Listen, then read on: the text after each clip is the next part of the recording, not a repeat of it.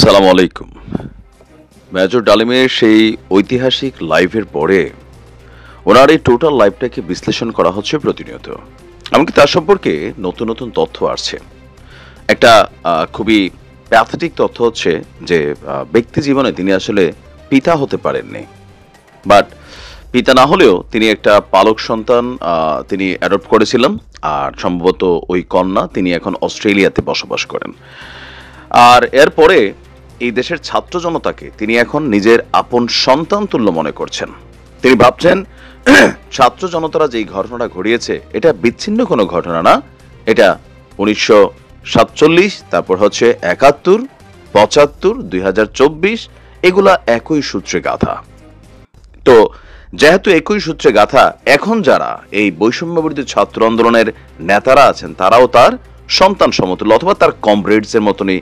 কারণ তাদের সকলের মিশনটার একটা প্রধান মিশন হচ্ছে তিনি মনে করছেন যে ভারতের কাছ থেকে এই দেশকে ফ্রি করতে হবে। তাদের প্রধান একটা মিশন হচ্ছে আওয়ামী লীগকে রাজনীতি থেকে শেষ করে দিতে হবে অথবা বের করে দিতে হবে। সো এই এথিক্সে এখন আমাদের বৈষম্য বিরোধী ছাত্র আন্দোলনের নেতারা কিন্তু সম্পূর্ণ বিশ্বাস করছে। কিন্তু মজার বিষয় হচ্ছে রাজনীতির মাঠে বিএনপি কিন্তু এই জিনিসগুলো পছন্দ করছে না। মেজর ডালিমের বক্তব্য নিয়ে একের পর এক বিএনপি নেতারা কিন্তু নানান ধরনের বক্তব্য দিচ্ছেন। তিনি যখন গতকালকে যে লাইভটা করেছেন, আমি এগুলো নিয়ে পরে একটা ভিডিও করব। তবে ছাত্র জনতাকে তিনি এখন যে অফার করেছেন, আর ছাত্র জনতা যদি রাজি হয়ে যায় তাহলে একটা অদ্ভুত পরিস্থিতি তৈরি হয়ে যাবে বাংলাদেশে। আর আমার মনে হয় না যে ডক্টর মোহাম্মদ ইউনূসের সরকার মেজর ডালিমকে তিনি বাংলাদেশে আসার অনুমতি দিবেন। কারণ পরিস্থিতি কোথাকার পানি কোথায় গড়াবে সেটা কেউ আইডিয়াই করতে পারছে না। তো মোটামুটি তারা একজন গার্ডিয়ান হিসেবে এখন মেজর ডালিমকে কিন্তু পেয়ে যাবেন। কারণ এই বিপ্লবের যেই উত্তরসূরি, আজকে আমরা যে জুলাই আগস্ট বিপ্লব দেখছি, এখন আমরা যতটুকু বুঝতে পারতেছি তাদের কথায়, যেটা আসলে একটা লম্বা চূড়া চলমান প্রক্রিয়া ছিল। তো তিনি ছাত্রদের উদ্দেশ্যে একটা বার্তা দিয়েছেন, ইভেন ছাত্রদেরকে একটা অফার দিয়েছেন। অফারটা হচ্ছে ছাত্র জনতার যে বিপ্লবী কর্মকাণ্ড, এই কর্মকাণ্ডে যদি কোন রকম অবদান রাখার তিনি সুযোগ পান, তিনি চাচ্ছেন তাদের এই কাজে সম্পৃক্ত হতে। তো তার বক্তব্য যে ছাত্র জনতার বিপ্লবী কর্মকাণ্ডে যদি কোন রকম অবদান রাখতে পারি, আমাদের নিজস্ব অভিজ্ঞতা যোগাযোগ থাকে, মানে ছাত্রদের সাথে তিনি কমিউনিকেশন করে তার যে দীর্ঘ জীবনের অভিজ্ঞতা, যেভাবে তিনি বঙ্গবন্ধুকে শেষ করে দিয়েছেন, আরো যেই কর্মকাণ্ড করেছেন, কিভাবে তিনি একটা মেটিকুলাস প্ল্যানে তিনি হাঁটছেন, এটা তো প্রমাণিত। তো তিনি বলছেন যে তাহলে আমরা সেটা করতে প্রস্তুত। মানে তিনি নিজে আবার ছাত্রদের সাথে সম্পৃক্ত হয়ে এই জুলাই বিপ্লবের আগস্টের যেই মানে মূল ফসল, সেইটা তিনি তোলার জন্য ছাত্রদের সাথে একতা ঘোষণা করছেন। তিনি বলছেন যে পিছপা হব না ইনশাআল্লাহ, মানে এখানে যাই হোক তিনি পরিস্থিতিকে মোকাবেলা করার মতন সক্ষমতা রাখেন। বলছে যে আমরা তাদেরকে শ্রদ্ধা এবং বিপ্লবী সালাম, এখন আমরা বলতে তারা একটা টিম ফিল করছেন যে তিনি উত্তরসূরি, পূর্বসূরি, তারা এখন উত্তরসূরি, এবং বলছেন যে সাথে মন থেকে দোয়া করছি তাদের বিপ্লব যেন ব্যর্থ না হয়। তো এখন বিপ্লবকে যেন ব্যর্থ না হয় সেখানে আরেকটা প্রেসক্রিপশন তিনি দিয়েছেন। আমি গতকালকে ভিডিওতে বলেছিলাম যে তিনি ছাত্রদেরকে বলছেন যে বিপ্লব শেষ হয়ে যায় নাই, বাট বিএনপি বলছে বিপ্লব শেষ, এখন সংস্কারের জন্য জরুরি। সরকার মনে করছে বিপ্লব শেষ, এখন সংস্কার এবং নির্বাচন জরুরি।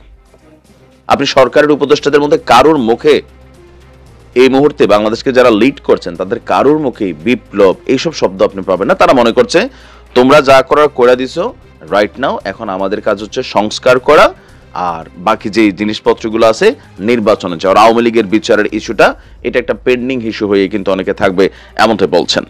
তো সেইখানে মেজর ডালিম কিন্তু প্রেসক্রাইব করছেন যে তোমরা এখানে থামবা না, চাহে পথ যত শক্ত হোক কঠিন হোক, আর এই বিপ্লবের ফসল ঘরে তোলার জন্য তোমাদেরকে দায়িত্ব নিতে হবে।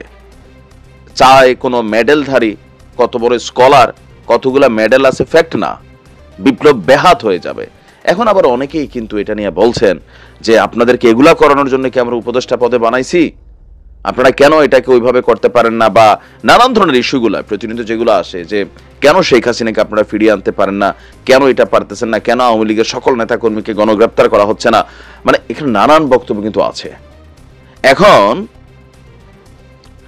আমরা আমাদের বৈষম্য বিরোধী আন্দোলনের প্ল্যাটফর্মের নেতাদের যে মনোভাব দেখছি, মেজর ডালিমের যে মনোভাব দেখছি এটা মধ্যে কিন্তু একটা পজিটিভ কানেক্টিভিটি অনেকে বলছেন যে আছে, যে না ঠিক আছে, তারা তারা মানে mission vision one kind of same. তো সেই ক্ষেত্রে ছাত্ররা উনি যে অফার করছেন ছাত্রদেরকে, তারা যদি এই অফারটা মাইনা নেয় বা তারা যদি তাকে সম্পৃক্ত করে, তাহলে ডক্টর মোহাম্মদ ইউনূসের সরকার সবার আগে বিপদে পড়বে, সবার আগে। দ্বিতীয়ত, এটা মাইনা নিয়া তিনি বাংলাদেশে আসবেন, তাকে সরকার এই সুযোগ দিবে না, ইভেন বিএনপিও ভবিষ্যতে দিবে না, এটা অ্যাডভান্স বলে যাচ্ছি। ভিডিওটা থাকবে, আর দিলে আমি খুব আশ্চর্য হব, কারণ কিছু জিনিস আইডিয়া করা যায়। তো হয়তো এখন থেকে এমনিতে যোগাযোগ থাকতে পারে, কারণ প্রযুক্তির যুগ। তিনি হয়তো নানান পরামর্শ দিতে পারেন ছাত্রদের আগামী দিনে কি করণীয়, যেহেতু একটা কমিউনিকেশন হয়ে গেছে, তারা একটা টিম হিসেবে কাজ করছে। তো সামনে বিএনপির জন্য বা জামাত ইসলামের জন্য নির্বাচন ইস্যুতে হয়তো একটু সমস্যা হতে পারে, বাট এমনিতে বিএনপির জন্য আসলে একটা নেগেটিভ দিন আসবে। দেখা যাক কি হয়। আসলে এখন কোনো কিছু আগ বাড়িয়ে বলা যাচ্ছে না, জাস্ট হচ্ছে আমরা তিনার যে বক্তব্যগুলো আছেন সেগুলোকে আমরা যখন বিশ্লেষণ করি তখন কিন্তু এরকমই আসে। ভালো থাকুন, আসসালাম।